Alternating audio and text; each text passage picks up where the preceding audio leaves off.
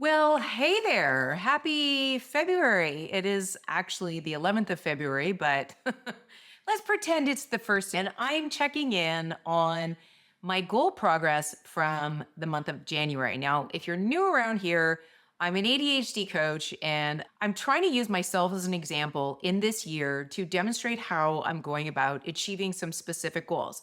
My goal this year in my business, the one that I'm focusing on and sharing the journey around, is a shift in my business from one on one and group coaching to more, I hate the word passive revenue because first of all, it sounds like bro marketing. And second of all, it's never passive. I like to call it more asynchronous revenue. Revenue in my business where I don't need to show up and be at a certain place at a certain time in order to keep revenue continuously coming into the business. And the reason behind that is number one, I'm an introvert. So showing up on Zoom calls all the day becomes very draining for me after a while.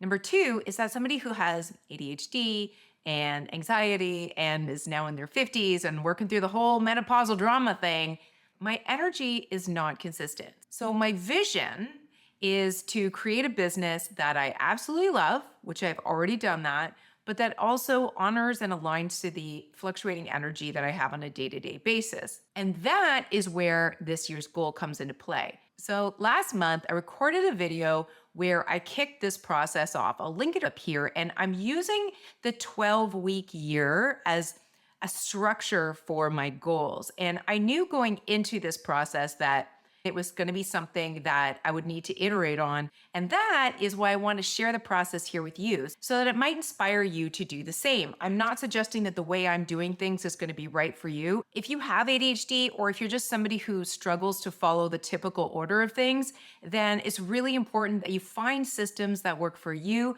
your brain, and align to your energy. So on that note, let's get into my January review and I'll share my behind the scenes, the template that I'm using, and the way I'm thinking about my results for January. Now, I picked up this framework because I like to have structure when I'm thinking about goals. It helps me to align myself to something, and I like the way this layout worked. So as I started to break down this goal, I thought to myself, if I want to make 12,000 in a quarter, then I want to make 4,000 in a month. So using this 12-week year framework, naturally you would think, well, if the minimum I want to make in passive revenue is 100,000, then I should be gearing up to make 25,000 in the first quarter.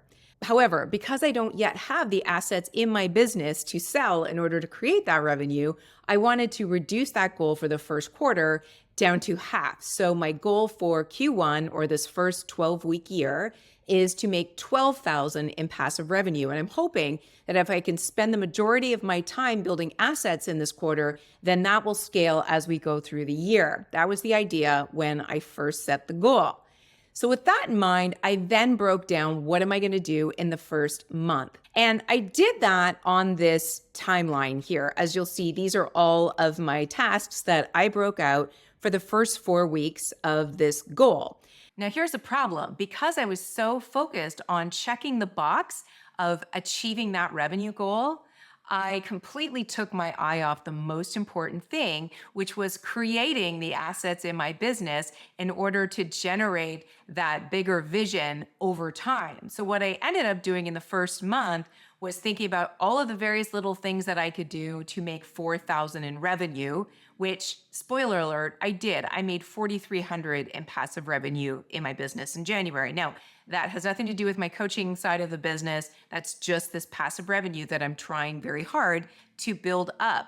But my oversight and the first lesson I'm taking away from this experience is understanding what is the most essential and important thing that matters in your business to get to your highest vision. So with that said, I know now I need to think about the next 4 weeks a little bit differently, take the pressure off that need to make $4,000 in my next 4-week cycle, and instead building the assets and the foundation that will then serve my business as I go throughout the year. So I hope that background was helpful. Now I want to give you a little bit of a behind the scenes of the actual template. So every week, I wrote down all of the various different tasks that I was going to do and associated it with a specific goal and how many times I had to do that action in a week. Sometimes it was two, sometimes it was only one, and the due date for it, and then just checking it off.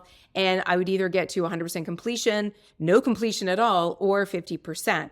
So I did that for the first 2 weeks and I thought it was super helpful. I started getting a little bit more specific here about building in weekly non negotiables. Like, have I posted to LinkedIn? Have I posted to Facebook? And I'm still trying to get into the rhythm of that because, as I said, my intention is to move away from just making money and instead really thinking about what are the actions I want to take in my business. And also, are there certain things that I can eventually offload to a virtual assistant? So I started to poop out by week 3 because this was just getting a little overwhelming. That also tells me that the structure might be a little bit too intense for me, especially as I'm traveling. I'm in California right now. So it's really important that I balance time at work with time with my friends and family. So this is how the 4 weeks have gone so far. And every week I record how many tasks I gave myself, how many I actually completed, which gives me a total score. And if I get to 100%, I get a little dopamine squirt.